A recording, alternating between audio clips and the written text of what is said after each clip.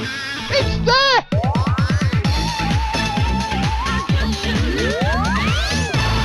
Holy moly, this one's going to go big. Hello and welcome back to the channel, Super Blackjack Club Part 2. We now know what is going on with this machine. So before I start, so we've got something to watch. We'll give George some money and we'll let George have a go with it. George plays it. Don't worry if you don't know what George is.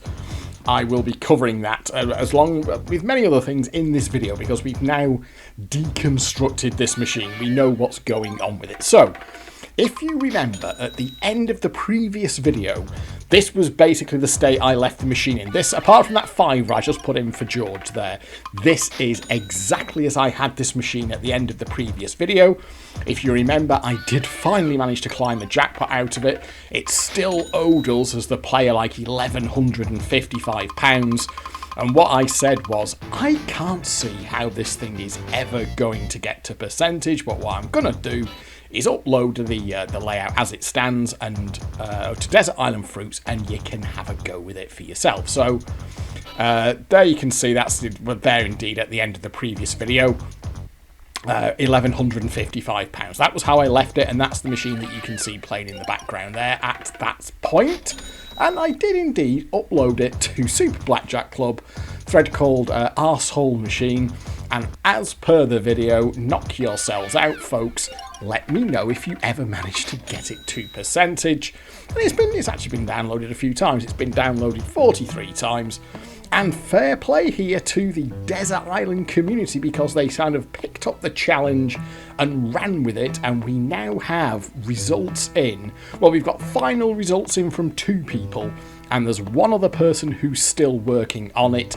The good news is that they've all kind of reached the same conclusion, but they've got there in slightly different ways. So I want to give a particular shout out to these 3 fellas here, which is Boulder Dash, Alex Howard, and there's also another chap. Let me just find him. He comes in a little bit later, which is, where is he? Mikey Monster. So these 3 fellas here, Boulder Dash, Mikey Monster and Alex Howard are the ones who have kind of got us to results with this, but also to everybody else who's contributed to this thread. It's been a really nice kind of old-fashioned sort of chat about the machine.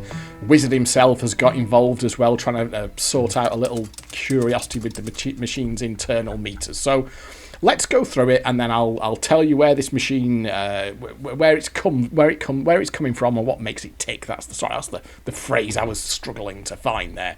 So Boulder Dash there saying, I like a challenge. Given the drift, you ought to be able to get 3 or 4 more jackpot gambles as well as the cashpot out of this, and it didn't go that well for him. And Alex Howard saying, still blocking at high-low notes, even with the drift at 900 quid. And then Boulder Dash fairly early on saying, there's something very fucked up about this machine. I thought I'd have a crack at the cash pot, but it absolutely refuses to go past high-low notes. If you remember, as I found out in my video, high-low notes is that one there. Oh, George has run out of money. Shall we give him some more money? Go on, George, you can have some more money. George plays it. Remember, and they fucked me off there. I think was it 2 or 3 times in the video. The gamble from the block is there from high-low notes to the 4 single bars, which is 50 quid, and it has been confirmed in the comments that were left on the video. Also, thank you to everyone who left a comment on YouTube on the video.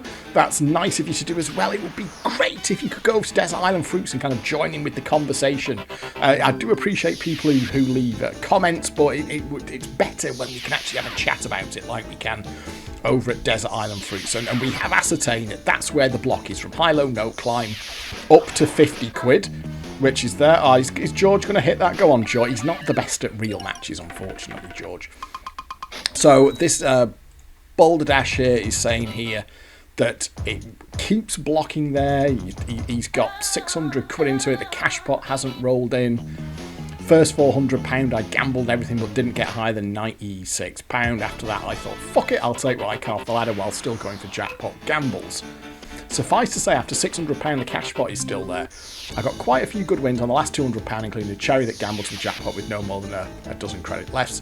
So effectively, I got £350 from the last £200, but from £600 in, only £370 down, owing me £150 against the RTP. So, as you can see, he's kind of having there the same results. I mean, and myself and Mort were having a little chat behind the scenes because we were slightly concerned there was something wrong with it. Were we running the ferry ROMs by accident or something like that? Was there something fishy going on? But you can see there, you can do the built-in data diagnostics from within the emulator. You can actually tell what the data pack readout is, and the machine itself is indeed reporting a payout percentage of 88%. You can see when you open the doors, it says it's version 2 ROMs. We were wondering why there were no internal meters on the machine as well. That's the other thing. There's no internal bookkeeping. We thought it was because it was datapack ROMs. Wizard there himself is clarifying that it's not the fact that you don't get internal meters on datapack ROMs. We can't quite work out why this machine doesn't have internal meters on it. For some reason, when you open the back door, you only get to look at the alarm clock, the alarm log even. No internal meters. Boulder Dash here still frustrated with it.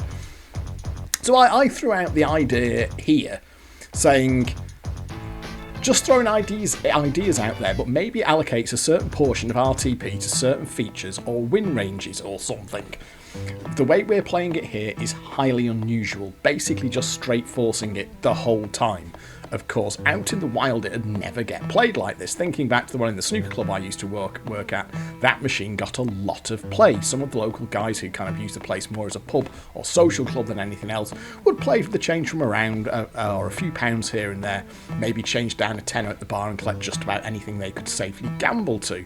One old fella loved the blackjack feature, so he'd try and gamble to that and always collect it. That sort of thing. Someone left his comment on the video on my channel, and to be honest, I have been thinking along similar lines.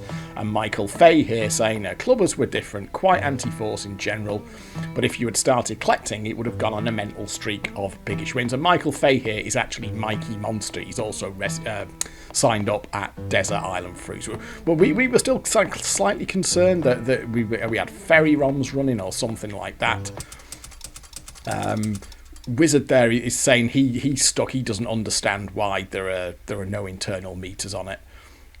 But Boulder Dash here saying here that the idea that we have got some RTP allocated to certain bits of the machine, he started doing quite well when he actually just started taking smaller wins. I mean, I went full tin foil hat for a post here, as you can see, suggesting that it was even some kind of dodgy hacked ROM where an operator had got hold of the 65% locked ferry ROMs, somehow hacked them to report them as 2.0 ROMs, throw that out in the machine and have a machine that's set out that's actually paying at 65%, but is somehow reporting that it's running at a higher percentage and showing hooky numbers on the display. I mean, it was kind of full tin. I admit that this is tinfoil hat stuff, but at this point, the machine was just stuck at about 65 to 70%. People couldn't get it past.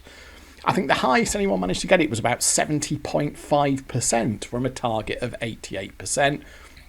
And this is where Boulder Dash says that he's going to fully go for it and say, okay, I'm going to try a couple of hundred through it, playing like a random, i.e. collect all real wins, climb the trail until I get a bad number, etc. And I'll report back. So, and at that point you can see at $7,500 in, it's paying at 70%, so it's 18% away from its target. And this is where the penny drops, basically.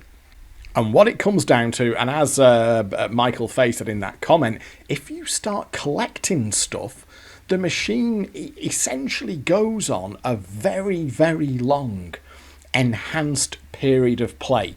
Now, Boulder Dash started off here with 200 quid through, gambling no wins and going higher up the ladder until it gave him a bad number. Total out 431 quid. So for £200 of credits, he got 214% payback. And as he concludes there, I don't think there are individual pots for all the features, but the value in the machine is super heavily compensated towards the ladder. This is basic anti-force territory, and I don't remember this machine being such an arse back in the day, and I'm not sure it's a fair way to compensate the machine either.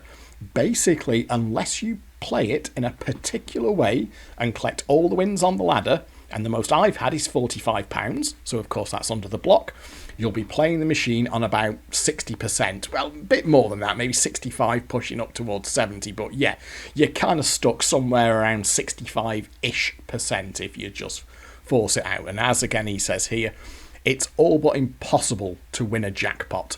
You have to be astonishingly lucky to get it by gambling in the manner described in the CMA instructions, because gambling from £2 or lower, the odds of getting half a dozen or more consecutive 50-50 gambles are astronomical. So Boulder Dash carries on with that, and then Mikey Monster here picks it up, but he decides to go at it in a slightly different way. Interesting, if unlikely proposition. I wonder if G for George will drag it anywhere near percent. Now, if you're not clear on what G for George is, and I think someone does ask the question here, what's G for George, but it's what I showed you just there. Now, this is not, and let's be clear about this, this is not the emulator's autoplay that was coded in by Wizard to allow you to get machines to play themselves to get a load of money through them. This is something that Barcrest coded into a few of their clubbers. It wasn't unique to this machine. There were it was, as far as I'm aware, it was only on their club machines, and it was around this £150, £200 jackpot era when they had some of these more complicated MPU4 clubbers that had quite a bit going on. Can you see the button there? This is a thing that Barcrest put into it. You press G for George. That's that. You just press that button the once, and he does the whole lot. So he's going to hold the reels now. I'm not touching anything. He'll do that, and he'll get himself a superstar. And watch what he does when he gets. So he's going to have a gamble on that because he gambles on good numbers. I think he'll gamble on that. Yeah. And then as soon as he gets, he'll collect that, because as soon as he gets a shit number, he collects. So he's just. George not doing a bad job there. He's just collected blackjack. He's got himself a 4 times multiplier. And then he'll draw a card. Oh, good first card, George. Well done. Second card. Oh, what's he going to do? He's going to have to go again, is he? Oh, is he going to collect 16? I think he might just... Oh, but George! Oh, he's going to collect that, isn't he? Yeah, George isn't going to gamble that. And we get a 4 times multiplier. So well done, George. George has just got himself, he's got a £6.40 there, and then we'll go back to the base game and off he'll go again. Let's just watch him do a few credits. So he's not too bad at he's good at these skill stops down here. He's bad at real matches and skill stops on the feature, but when it comes, and he'll collect that, he never gambles wins. He is just going to collect the £2 there. And then let's just watch him play a few more credits. And he will nudge in. He'll probably go for and he'll do a hold after nudges for the features. Let's just see how he gets on with this one. Come on, George. He'll have a gamble on that. Yeah, he'll have a little thing. Oh, I think he might collect now. I think he's going to collect that. He doesn't like to have a gamble on dodgy numbers, George. He's a very conservative.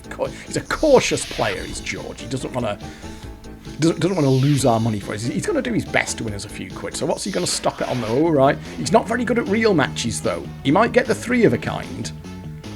There we are, but he's not very... He'll probably miss this one now. He's not so good at that. But he's got us 80. He won't have a gamble. So this is G for George. This is something that Barcrest... He held the feature symbol there. He'll go for a hold after nudges. Oh, unlucky George. This is something that Barcrest legitimately put into their machines. And you could just let G for George play the machine. So let's collect our tenner out. Like so. And then we'll go back. In fact, we'll come back to George in a moment, because it was actually, I think it was Big J. I'm sure, yeah, there we are. Who's George? Big J. I didn't know who G for George was. He was only around for a limited period of time in the early 90s, but he was a feature on Barcrest clubbers, exactly as you can see there. Barcrest made it a fairly prominent button. He got a button all to himself. You put your money in, you press G for George, and he'll do a reasonable job of playing the machine. And Mikey Monster's idea is to see if G for George will do it. So You do still have to kind of attend to the machine, because you can only, there's a limit to how many credits you can put in at once. But Mikey Monster, whereas Boulder Dash was playing it himself, Mikey Monster set George on the task, and Alex Howard was playing it by himself. Boulder Dash then is not particularly happy with this ROM. He's saying that it does play nasty. And remember that these are the version 2 ROMs that we've got here. And Barcrest usually started their ROMs, their release ROMs, with 0 point something. I've definitely had ROMs for some previous videos which are early Barcrest ROMs, and they're denoted like 0.7 or 0.8 or something like that. So for these to be the version 2 ROMs, they've probably been chipped more than once already to be on the version 2 ROMs. But the conclusion here, apart from the fact that this particular ROM is a complete cunt, is it plays to its 88% if and only if you play for ladder wins. Forcing it for a jackpot is next to impossible, because it generally blocks more than 3 consecutive gambles, so playing that way will likely cost you a lot of money. And he did get the cash pot, but as he says there, the cash pot rolled in as usual, but took many thousands of pounds before doing so. There was no effect whatsoever on play before and after the pot paid out, so it is likely a free win, although the percentage was well down at the time. So it does look like the cash pot is a free win, and Mikey Monster got a cash pot as well, and it didn't change the way the machine played. So the amount of time it takes to build up, that would be fair enough. You'd expect it to be a free win. But the key one here, that is the key one there, is it will get to 88%, but only if you keep collecting stuff in that range there. From the bottom of the ladder all the way up to high-low note climb, should you get there, which also seems to only ever pay wins underneath the block of 50 quid. If you just go for the gamble, to try and gamble out on the cards, as I was doing, or you try and climb out to the cash pot or the £200 at the top there, this machine will not reach percentage. It will just sit at somewhere around 65 to 70%, so it can keep 20% adrift indefinitely if you just force it out. It's like the machine has a constant 20% of RTP is allocated to the ladder here. But you can see there, Boulder Dash has posted his stats, and he's got it to 88.3%. And after £8,321 in, it's paid out £7,347.40p, and he has got it ever so slightly over percentage. So you remember when I said at the end of the previous video, I can't see this thing ever getting back to percentage. Well, if I'd have carried on playing it like I was,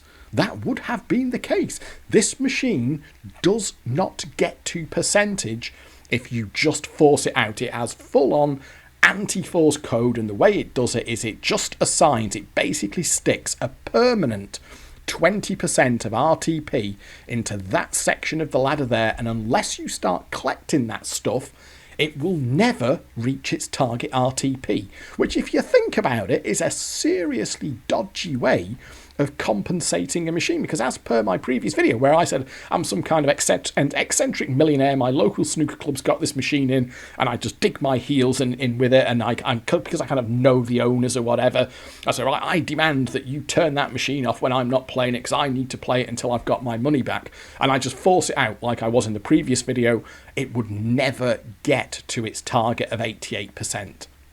And Mikey Monster was kind of proceeding with his test with G for George. So he's letting George do it. This has been played purely by George, no gambled winnings whatsoever. The only time I interrupted him was to force a collect on a 4 or a jack or on a half-decent feature. Probably about 15 times. And you can see there, he's well on the way. 7,400 in, just over £6,000 out, and he's up to 81.94%, and he's saying here it would appear that the best way to play this back in the day was just to stick £20 in and let George play it. If you made money, stick another £20 through, rinse and repeat till no value left in the machine. A lot less hassle as well. So far, I have not had a single £20 set of plays that hasn't shown a profit. And we all thought George was a badly programmed waste of space. He's actually pretty good at feature entry, skill stops and real skills though, so not quite so good on the real skill feature. So I didn't just note in there that it getting stuck into this saved him from an online casino. It's my pleasure, Mikey. It just goes to show that there's some real entertainment value in emulation. If you can get something like this going, and where we've got the community involved, it has been very good fun, this one. And he does note here, in essence, it actually appears to be a very fair punter machine and a not so great player machine. And in that case, Barcrest got it pretty much spot on, although it is as boring as fucking George mode. And fair play to Mikey Monster, he did keep going with it, and he said, probably my last update, me and my buddy George have done a sterling job. I've even asked him for a drink this Saturday. Poor George, he's struggling now though. The last three £50 blocks have all returned £46 to £50, although this is still reducing the drift as it's still paying slightly above RTP. When I suggested playing it on George, I was completely joking. Results, however, beg to differ. I'm now over £1,000 to the good, so if the machine has some value in it, George will get it out for you. And as Mikey says here, I always thought the George autoplay was a diabolical addition and purely in the machine's favour. Obviously this was very, very wrong, and for a casual punter, probably the best way to play. And you can see there, George has not actually gone over 40 quid, but because the machine had value in it, because it was under percentage, and because George is a very cautious player, he collects all wins, he only gambles on good numbers, and then he collects whatever he's on, he's actually the perfect player to get the value out of a machine where it allocates basically 20% of RTP that you cannot get out any other way, apart from playing, basically, as George plays it. He is the perfect way to get value out of this machine if it's got some in it. But then for the final icing on the cake, and unfortunately we don't have a screenshot of this, it would be great to have a screenshot or a video of it, but it did happen. George got the cash pot for Mikey Monster. Now, like I say, we don't have a screenshot of it, but you can see there in the screenshot that we do have that the main cash pot is 200 quid, but the reserve is down to 26 quid. So what's happened there is the main cash pot, which is at 200 quid, was paid out, and you can see there that the reserve is down at 26 quid. So George managed to get a cash pot. Now, Mikey does say himself that he doesn't know exactly how it came in. If we just go to this. So yeah, Alex Howard is asking how did it come in, and Mike says, I don't know. I was out of the room and came back to see it paying out with 3 yellow bars on the win line. So what must have happened for George to get the cash pot? One or two things must have happened. It either just dropped straight in. That's what happened for Boulder Dash. It literally just dropped 3 treble bars straight onto the win line, or it was available off nudges and George nudged it in. Either way, George took a cash pot out of this machine on Mikey Monsters, letting him play it, and that put the machine genuinely over percentage. You see in that screenshot there, he's at 89.76%. So George, bless him, took the bloody thing from a drift of £1,155 that the machine owed us. George, the autoplay that was put into it by Barcrest, not only took all of that out, he managed to get a cash pot as well and take the thing over percentage. That just tells you how much this game is geared towards and how much of the RTP is in that safe, ultimately George-style play. Now, as I make this video, Alex Howard he hasn't finished yet, but he's determined that he is going to get a screenshot or a video of his cash pot when it happens, but I don't have that available. As of the point of making this video, I'm afraid I don't have a video or a screenshot of the cash pot on the reels, but both Boulder Dash and Mikey Monster did have a cash pot in their playthrough, but in both cases it essentially just dropped in or was easily available from nudges. So let's just so you can see there, we're already up with George, so let's just give George another £5 to play with, and let's see how he does off this £5. George plays it, off goes George. So we know what makes this thing tick now. By the time of this ROM revision, it seems that Barcrest had put in some pretty hefty anti-force code. Certainly people who played this back in the day do not remember the gamble being such a pig. However, it's also worth remembering that these ROMs, these version 2 ROMs, are the ones that are explicitly referenced in the CMA guide for being good to have a gamble on. So what I suspect is the case here is that, of course, out in the wild, a machine would never get to the drift that this one had, that I left it with at the end of the previous video. Oh, George lost a gamble there. Shame on you, George.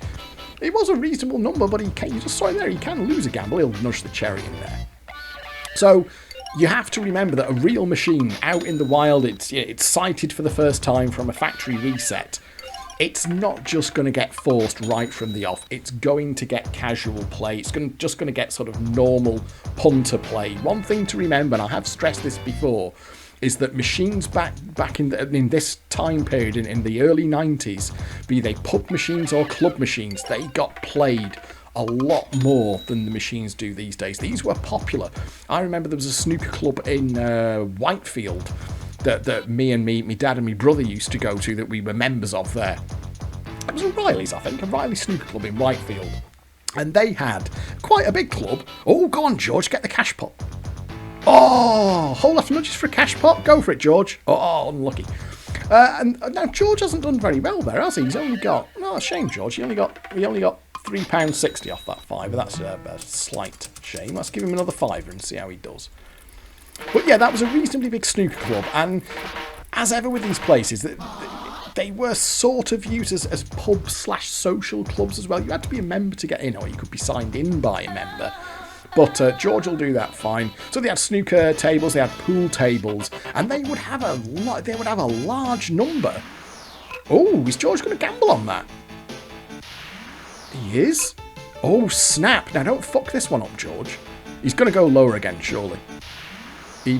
Oh, he's just going to collect 3 of the best here, isn't he? I think this gives you single, double, or triple bars, does it?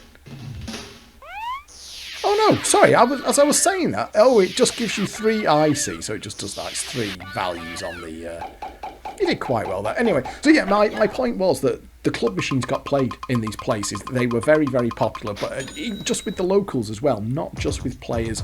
So you would get people playing them, even if they didn't use George to play it for them, who would kind of play it like George does. That they wouldn't be doing these super aggressive gambles to try and climb the thing out all the time, just forcing the jackpot out. So what I suspect would be the case is that this would be more receptive to a gamble. And in fairness, I think certainly Boulder Dash there found that once the machine has settled down and it's had normal style play out of it as well, there are still gambles in it as well. So what I suspect would happen in the wild is that these would get George style play, either done by George or just by a human being playing like George. That would even out the RTP between the RTP that we know is allocated to the ladder, and it would kind of build up the ability to have a gamble in it in the background. People in the thread there are saying that back in the day that they would go for these every 10 to 14 days. If one of these was being played, and the YouTube comments as well, that's a combination of what people have said over at Desert Island Fruits and the YouTube comments. Thank you to everyone who left a comment. Is that they were one of these that got played. You could visit it every 10 to 14 days, something like that, maybe a little bit longer if it didn't get a huge amount of play. And it would have a gamble in it, and it would make it fairly easy, relatively easy, to get a gamble out to the jackpot. And a couple of people have said that when it was ready, it would let you gamble out to the cash pot as well. You could get a cash pot. George will hit that. He's pretty good at these. He never misses. Unlike me, I managed to miss a couple of them, didn't I? Some people are saying that they think they played earlier ROMs, maybe a 1.0 ROM or something like that, because when they played it, the way that they could do it is it would let them gamble out to a cash pot, and the cash pot being a free win, and then they could gamble it out from a win after that, kind of doubling up or doing the gamble there. That kind of thing. So it seems pretty certain that there were earlier ROMs than this that made it easier to get high wins or to get the cash pot out, but definitely this is the ROM revision that the CMA talks about. But what we do, the takeaway from this is that the only way this machine's ever going to get to RTP is if you play it like this, and you have to be just having fairly... And so George is going to collect that, he's just going to get fruit match. You just have to play it in a conservative manner, and the machine will slowly pay out the value that it has in it and get back to percentage. But I know I'm a fucker for repeating myself, but it's there while we've got the machine on screen. It's in that ladder there. From the bottom of the ladder up to high-low note climb, you have essentially got kind of a fixed 20% of, give or take, there's about 20% of RTP in that ladder there. And if you are not collecting... very optimistic there, George. If you're not collecting those, this machine never gets to RTP. But as has been proven, both Boulder Dash and Mikey Monster over at Desert Island Fruits, they have now taken this machine to percentage. In Mikey Monster's case, he got it over percentage when George managed to get a cash pot for him. And Alex Howard is well on the way as well. He's clearly going to get there as well. So this machine... It's not a hooky ROM, it's not a hacked ROM, it wasn't malfunctioning as something had gone wrong with it, as I said in the previous video. This machine is set to 88%, and it will get to 88%, but you have to play it a particular way. You have to basically play it like George. George plays the machine, George will get the value out of the machine. If you just force it all the time, and you do nothing but force for the jackpots, either up the ladder or on the gamble, you're going to be robbing yourself of about 20% of RTP, which is pretty shocking when you think about it, really, isn't it? So, there we are. I think we'll leave that one here. I thought it was worth doing a follow-on video for this, because it was kind of a little bit of a cliffhanger ending. The final video is like, okay, what's going on with this machine? So I will say thank you again to everyone over at Desert Island Fruits who has participated in that thread. Wizards chipped in with some information as well. We had a little bit of chat about fruit machine emulation, and specifically those three chaps who have run with this and have actually, because as you can imagine, folks, I'd had enough of this machine by the end of the last video. So particular thanks to those three people there who have put the time in to really get under the bonnet of this thing and suss out what's going on and what makes it tick.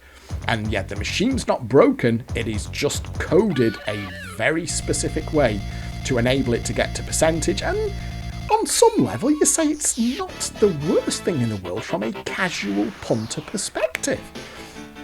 For those change from the round people, those people who are only going to put maybe £3, £4, £5 in, there's a pretty decent chance they're going to get a couple of smallish wins. They're going to get a feature. They can maybe have a... Oh, that was a bad lose, wasn't it? They're going to get a feature. They're going to get a chance to collect something, because Barcrest have basically locked. And this is obviously a very deliberate coding decision. This didn't happen by accident. The coders at Barcrest, certainly for this ROM revision, and by all accounts, earlier ROM revisions did play differently, but for this ROM revision, Barcrest made a very clear decision to lock a substantial amount of RTP in such a way that only your sort of casual player, that your casual punter will get to that RTP. And if you are just a hardcore player who does nothing but force, you are going to fuck yourself. So let's just let George... Oh, a whole lot of nudges for single bars there. So you can see how this is going here. We're going to get, eventually, we are going to get the same results that Mikey Monster got. George eventually is, even if he doesn't necessarily every single £5 block, what Mikey found was that if you go on sort of £20 blocks or £50 blocks, George will be ahead every single block without fail. That was a fucking awful gamble to lose, wasn't it? George will be ahead every single time until the machine gets up to percentage. He's just going to clear that 40p there. I mean, let's just have a look how George has done on this. He's not done amazing. I mean, let's be clear about this. He doesn't do amazingly well, but he's won us a few quid there. Well done, George. He's won us £15.80. He put 27 quid in, and he got £42.80 out, and he will just keep doing that. As you saw in there, he will keep playing that thing like this until it has paid back all of that drift there. If you can believe that, and I think hopefully this video has explained it, George will eventually get all of that £1,136 back for us, or you can play it yourself. I mean, you saw how George plays there. You can either play like George or let George do it.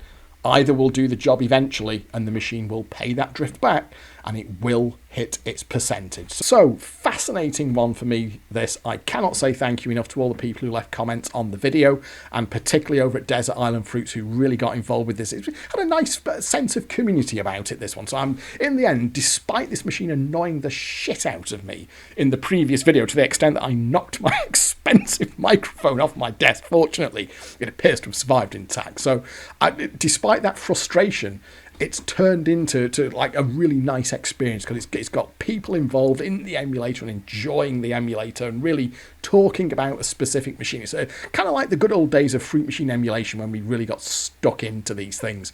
And on that note, of course, as I've kind of forgotten to say these in the last couple of videos, thank you to Wizard for the emulator itself, because none of this would be happening if we didn't have an emulator. And I should also give a shout out, I was quite rude in the previous video. I didn't give a specific thanks to Pook as well, because we are kind of using, well, we are using his layout here, and we've kind of fucked about with it, loading new ROMs in and that kind of thing. So thank you very much to Pook for the original release of this DX, which we are now using with these different ROMs, and everyone's been using to make this video. Oh, it's just been a nice all-round community effort, and it's been very, very interesting to see what makes this machine tick. How have I made this last 36 minutes? Fucking hell, Degsy. Fucking world-class waffler. I'll wrap it up here. Thank you very much for watching. I do hope you have enjoyed this video. And I got that the wrong way around, didn't I? Doesn't matter. I'll catch up with you next time. Goodbye.